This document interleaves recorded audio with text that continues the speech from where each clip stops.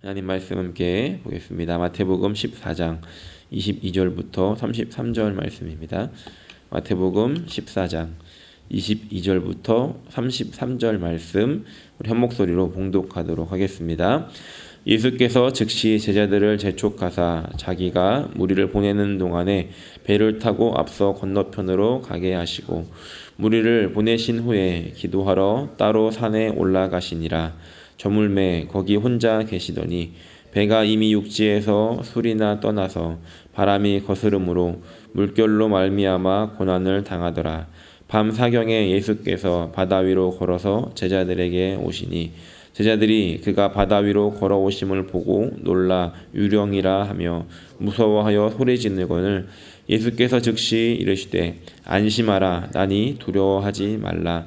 베드로가 대답하여 이르되 주여 만일 주님이시거든 나를 명하사 물 위로 오라 하소서 하니 오라 하시니 베드로가 배에서 내려 물 위로 걸어서 예수께로 가되 바람을 보고 무서워 빠져가는지라 소리질러 이르되 주여 나를 구원하소서 하니 예수께서 즉시 손을 내밀어 그를 붙잡으시며 이르시되 믿음이 작은 자여 왜 의심하였느냐 하시고 배에 함께 오름에 바람이 그치는지라. 배에 있는 사람들이 예수께 절하며 이르되 진실로 하나님의 아들이로소이다 하더라.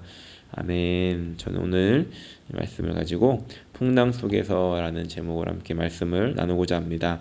오늘 함께 읽었던 이 말씀은 예수님께서 제자들을 재촉하여 배를 타고 갈릴리 바다 건너편으로 가게 하시는 장면으로 시작이 됩니다. 이렇게 예수님께서 재촉하여 제자들을 보내셨던 이유를 우리가 충분히 말씀 속에서 예상할 수 있는데 지난 시간 나누었던 이 오병이어 사건과 연결이 되어지고 있다는 것을 생각해야 됩니다. 이 예수님께서 오병이어 사건을 통해서 많은 사람들에게 이 기적을 베풀어 주셨죠. 당시에 지쳐 있었던 이 제자들도 그 사역을 통해서 한껏 신이 났고 예수님의 기적을 경험하고 이 배를 채웠던 이 사람들은 환호성을 지르다가 이 요한복음에 따르면 급기야 예수님을 임금으로 삼고자 했다라고 기록합니다. 사람들은 예수님에게 예수님, 예수님 하면서 소리를 쳤을 것입니다. 이 예수님은 이 승리에 도취되어 있는 이 제자들 그리고 그 예수님을 향해서 소리 지르는 환호성을 지르는 이 사람들로 인해서 이 제자들을 그곳에서 빼내어 다른 곳으로 태워 보내고 예수님께서 다른 이제 사람들을 다시 돌려보내신 후에 예수님도 스스로 그 자리를 피해 기도하시기 위해서 산에 올라가셨다라고 말씀에 기록합니다. 제자들이 이 배를 타고 가면서 어떤 이 사건, 지금 방금 일어났던 이 사건에 대해서 얼마나 이야기를 했을까를 생각해 보았습니다. 배를 타고 가면서 막 스스로 뿌듯하고 막 자랑스럽고 만들에는 내가 그 아이를 데리고 왔던 거 기억하지? 이러면서 이야기를 하면서 그 시간들을 그 배를 타고 가고 있었을 것입니다. 아마 육지에서 한 4-5km 정도 갔을 것 같은데 그때 이 제자들의 이 기쁨과 웃음이 싹 사라질 일이 일어나고 말았습니다. 이 갈릴리 호수의 특성상 종종 이 돌풍이 불어서 큰 풍랑이 일어나곤 하는데 그 타이밍에 이 제자들이 탄 배가 걸리고 말았다는 겁니다. 얼마나 강력했던지 배를 통제할 수가 없었고 그 배를 그 바다에서 살았던 어부들이 이 어부 출신의 제자들이 그곳에 그 배를 타고 있었음에도 불구하고 전혀 통제를 할 수가 없었다는 겁니다. 아마도 이 저녁에 먹었던 이 빵과 물고기를 다 토할 만큼 그런 멀미를 하지 않았을까도 생각해 보았습니다. 조금 전까지 의시됐던 이 제자들이 조금 전까지 이 기쁨에 도취됐던 이 제자들이 이 풍정등과 같은 상황에 놓이게 되었다는 겁니다. 25절 말씀을 보니까 이 밤 사경까지 이런 상황 속에서 헤어나오지 못하고 있었다는 것을 알 수 있는데 이 밤 사경은 새벽 3시부터 6시까지의 시간입니다. 그러니까 밤새도록 이 고난을 당하고 이 풍랑 속에서 씨름하고 있는 이 고생을 하면서 진을 다 빼놓아지고 있는 이런 제자들의 모습을 우리가 생각해 볼 수 있습니다. 이때 예수님께서 바다 위로 걸어오십니다. 이 풍랑이는 바다 위를 걸어서 오셨습니다. 우리가 이 장면을 또 생각해 보면서 상상해 볼 수 있는데 이 당시는 배에 라이트 같은 게 없지 않습니까? 오로지 달빛으로만 볼 수 있는 그때에 큰 파도가 치고 있는데 이 파도도 무서운데 더 무서운 것은 저기 멀리 보니까 웬 사람이 그 풍랑을 걸어옵니다. 파도가 치고 있으니까 이 사람의 모습이 올라왔다 내려왔다 하면서 보였다 안 보였다 하는데 제자들이 얼마나 무서웠겠습니까? 그 풍랑보다 더 무서운 상황을 맞이하자 제자들이 유령이라고 소리를 치고 또다시 난리가 벌어집니다.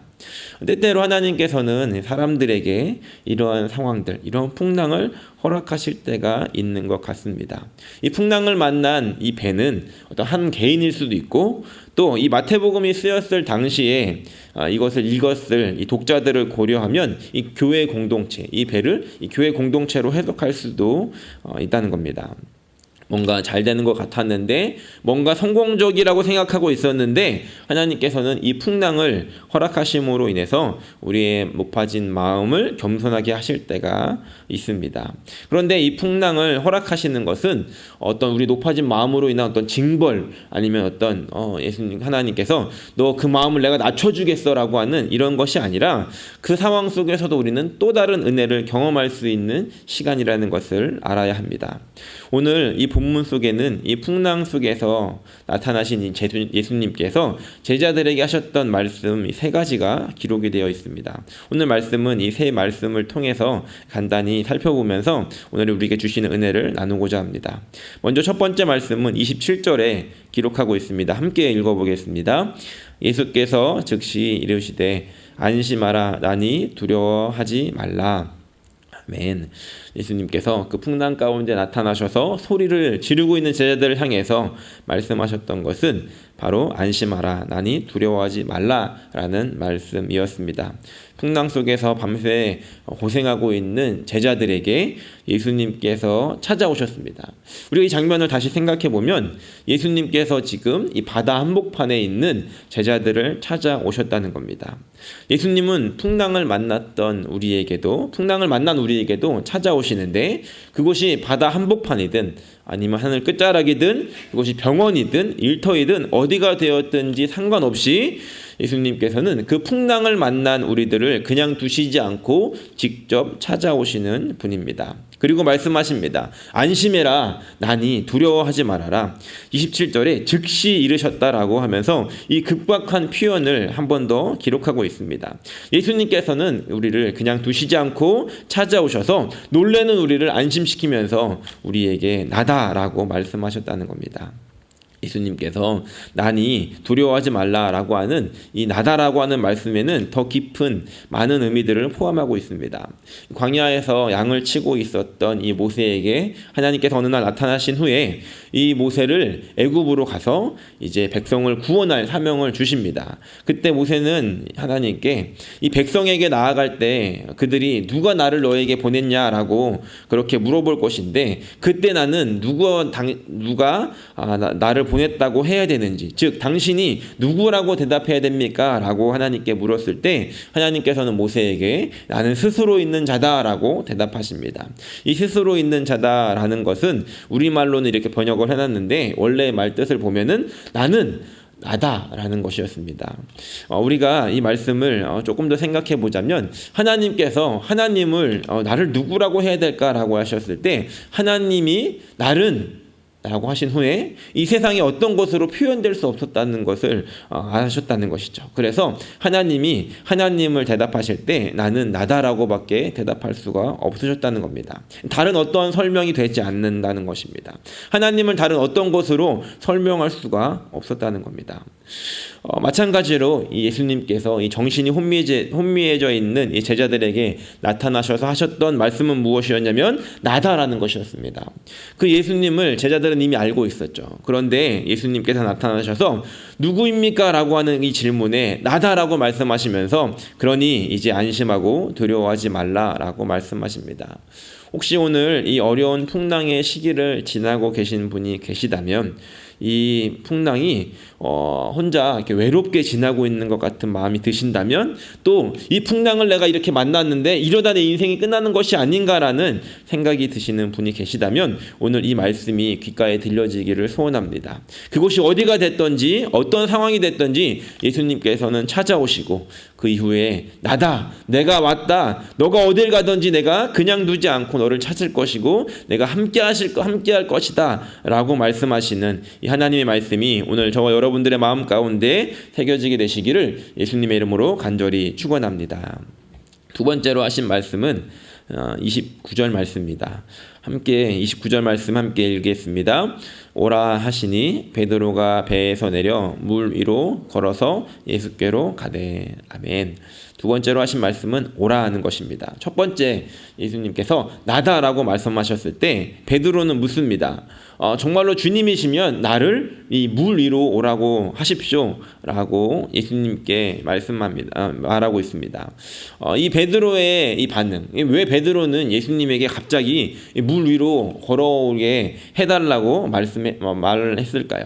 이것은 믿음의 도전일까요? 아니면 어떤 기적을 구하는 어떤 믿음의 부정적인 모습일까요? 아마 그것이 무엇이든 간에 베드로의 마음이 어떤 좋은 마음으로 했던 조금은 부정적인 마음으로 했던지 간에 중요한 것은 무엇이냐면 이 베드로의 요청 앞에 예수님이 반응하고 있는 예수님의 대답이라는 겁니다. 예수님의 그 대답은 오라였다는 것이죠. 예수님은 이 당신이 누구인지 확인하고 싶어하는 이 베드로에게 오라라고 말씀하시고 이 베드로의 황당한 요청에 응답해주고 계셨다는 겁니다. 우리의 인생 속에서 분명히 필요한 순간이고 꼭 한 번은 맞이해야 되는 순간이지 않을까 생각합니다. 우리 인생에 한 번쯤 해야 되는 질문, 하나님이 살아계신가? 예수님이 진짜인가? 성경에 기록되어져 있는 이 수많은 이야기들이 사실인가? 그분이 나를 구원하신 것이 맞나? 정말로 나를 사랑하시는가? 라고 하는 질문을 우리는 한 번쯤은 던져볼 때가 있다는 겁니다. 여러 가지 상황을 만나든 아니면 우리 마음속에 요동이 일어나든 우리에게 일어나는 이 질문들 속에서 우리가 하나님이 누구이신지 정말로 알고자 하는 그 간절한 그 마음을 주님께서는 알고 계시다는 겁니다. 어쩌면 우리가 하나님 당신이 누구입니까? 라고 하는 그 하나님을 알기 원하는 것보다 하나님께서 우리에게 내가 누구다라고 하는 것을 가르쳐주고 하시는 마음이 더 크시지 않을까라는 생각이 듭니다. 하나님께서는 여러분들을 얼마나 사랑하시는지 보여주시기를 원하고 또 어떠한 계획이 있는지를 가르쳐 주시기를 원하시고 우리에게 그 하나님의 계획들을 말씀해 주시기를 원하시는 분이라는 겁니다. 하나님이 하나님을 더 알려주고 싶어하는 분이라는 것을 우리가 기억해야 합니다. 그런데 오히려 우리의 관심이 적어서 그것을 놓칠 때가 있는지 놓칠 때가 더 많지는 않은지 생각해 보아야 합니다. 그분이 누구이신지 알고자 할 때 하나님 당신이 누구입니까? 라는 그 요청에 하나님께서는 나타나시고 보여주십니다. 그런데 중요한 것은 그것을 하나님께서 보여주시고자 할 때 우리에게 요구하시는 것이 있는데 그것이 바로 오라라고 하신 그 말씀이라는 겁니다. 이 베드로가 예수님이면 저를 오라고 하십시오라고 요청합니다. 예수님은 오라고 말씀하시죠. 이 베드로가 그 예수님을 이제 예수님인지 확인하기 위해서는 어떠한 행동을 해야 되냐면 그 풍랑이 있는 바다 위로 뛰어내리는 믿음의 행동이 필요하다는 겁니다. 예수님께서 잠깐만 기다려라, 바다를 좀 잠잠하게 한 후에 너가 좋은 환경을 만들어 놓은 후에 그 다음에 뛰어내려라 라고 말씀하시지 않고 여전히 풍랑이 일고 있는 그 바다 위에서 예수님께서는 한마디 오라 라고 말씀하셨다는 겁니다. 우리가 예수님의 그 말씀 앞에 오라고 말씀하실 때 잠깐만요 하는 순간 우리는 그분을 알 수 있는 기회를 놓칠 수도 있다는 겁니다. 예수님께서 지금 와라라고 말씀하실 때 주님 지금은 상황이 아니에요 라고 우리가 거부한다면 그 상황을 머뭇거린다면 우리는 어쩌면 하나님을 알 수 있는 그 기회를 놓치는 것일 수 있다는 겁니다. 하나님께서는 하나님을 보여주시기를 원하시는데 우리에게 그것을 알 수 있는 방법은 우리의 믿음의 행동을 통해서 그것을 배울 수 있도록 허락하신다는 겁니다. 바라기는 오늘 하나님께서 저 여러분들에게 그분을 알려주시기 위해서 오라라고 말씀하실 때 지체 없이 그 풍랑이 있는 바다 가운데 뛰어내려서 그것을 확인할 수 있는 그리고 그것을 경험할 수 있는 저 여러분들이 되시기를 예수님의 이름으로 간절히 축원합니다. 마지막으로 예수님께서 하신 말씀은 31절에 기록하고 있습니다. 함께 읽어보겠습니다. 예수께서 즉시 손을 내밀어 그를 붙잡으시며 이르시되 믿음이 작은 자여 왜 의심하였느냐 하시고. 아멘.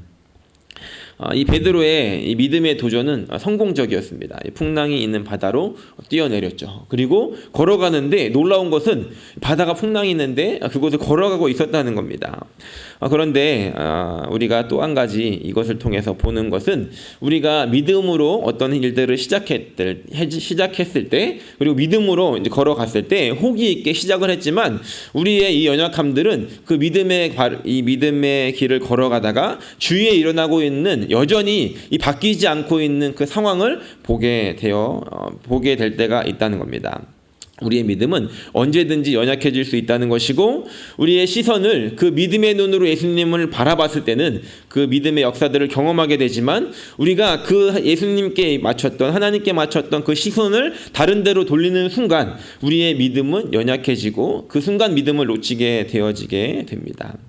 오늘 베드로의 모습이 바로 그런 모습이었습니다. 30절 말씀을 보니까 이 풍랑 있는 바다를 걸어가던 베드로가 바람을 보고 무서워 빠져갔다라고 기록합니다. 예수님을 바라보고 갔을 때는 그 무리를 걸어가게 되었지만 이 바람을 보고 그 마음에 무서움이 일어나게 되었을 때 그 두려움이 일어나게 되었을 때 내가 지금 믿음으로 행동하는데 이게 지금 맞나라고 하는 의심이 들게 되었을 때 이 현실 속에서 그 믿음의 발걸음이 아닌 그 현실 속으로 빠져들어가고 있다는 겁니다. 이 말씀을 이제 묵상하다 보니까 이런 장면이 떠올랐습니다. 저는 이제 이 말씀을 묵상할 때 영화들을 보면은 뭔가 사람이 물로 빠지는 장면이 슬로우 모션으로 항상 기록되지 않습니까? 그래서 이 베드로가 무리를 걷다가 믿음이 약해지면서 천천히 이게 빠져가는 장면으로 생각할 수 있는데 제가 이제 수영을 하다 보니까 물에 빠져들어가는 건 한순간에 빠지더라고요. 그러니까 천천히 믿음이 연약해서 빠지는 것이 아니라 믿음을 놓치는 순간 그 순간 바로 물속에 빠진다는 겁니다. 그리고 이 31절에 보니까 예수님의 반응도 이 순간적으로 일어나는데 물속으로 빠져가는 건 금방 빠지지 않습니까? 그런데 그때 예수님께서 즉시 손을 내밀어서 베드로를 붙잡아 일으키십니다. 물에 사람이 빠지면 3번 정도 이렇게 떴다가 가라앉았다가 한다고 하죠. 예수님께서 기다리시지 않았다는 겁니다.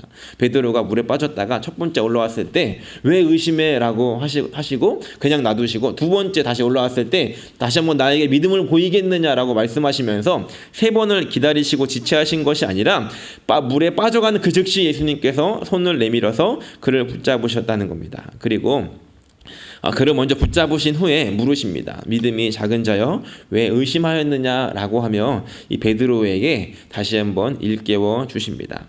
우리의 삶 속에서 이 말씀을 다시 한번 기억하기를 소원합니다. 우리의 믿음은 연약해질 수 있고 우리는 그 믿음을 놓칠 수 있다는 것입니다. 그리고 우리는 다시 그 현실 속으로 빠져들어갈 수 있다는 것이죠. 하지만 우리 예수님께서는 그 현실 속에 빠져들어가는 우리를 잡으신 후에 다시 한번 일깨워 주십니다. 너의 믿음이 지금 어디 있느냐? 너의 믿음이 지금 이렇게 왜 약하여져 있고 의심하였느냐라고 다시 한번 우리에게 말씀하신다는 겁니다. 이것은 우리에게 어떠한 혼을 내시는 것이 아니라 훈계를 하신 것이 아니라 다시 한번 우리의 믿음을 붙잡을 수 있도록 다시 한번 그 하나님을 향해서 우리의 시선을 멈출 수 있도록 하시기 위한 하나님의 이 예수님의 가르침이라는 것을 우리가 기억해야 합니다. 바라기는 오늘 저와 여러분들이 이 믿음의 발걸음을 걸어가다가 이 현실 속에서 상황 속에서 그 믿음을 놓친 분이 계셨다라고 한다면 오늘 그 믿음을 다시 한번 주님께로 향하는 아침이 되시기를 간절히 소원합니다. 우리의 마음 가운데 의심이 일어나고 있다라고 한다면 우리는 그 의심을 놓고 다시 한번 예수님을 붙잡을 수 있는 그런 저 여러분들의 삶이 되시기를 간절히 축원합니다.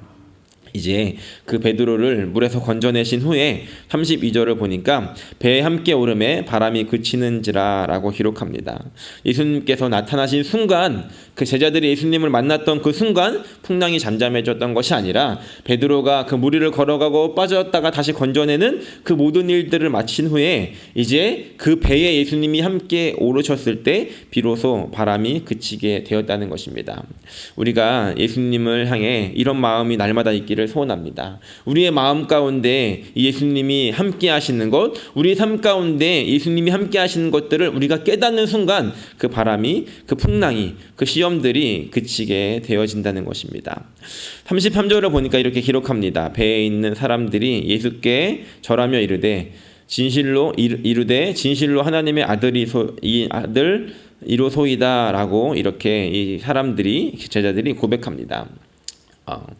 서두에 말씀드렸던 것처럼 이 제자들이 그곳에 가게 됐을 때는 여러 가지 상황들이 있었지만 이제 마지막에 이 상황들을 마친 후에 이 제자들이 깨달았던 것은 무엇이냐면 저분이 진짜 하나님의 아들이셨구나라는 것을 깨닫게 되었다는 겁니다. 지금 이 모든 상황들을 허락하신 예수님께서 원하셨던 것은 무엇이냐면 너희의 믿음 그리고 지금 나에 대한 신뢰 이것들을 가르쳐 주시면서 이들이 하나님의 아들이라는 것을 깨달을 수 있도록 하셨다는 겁니다.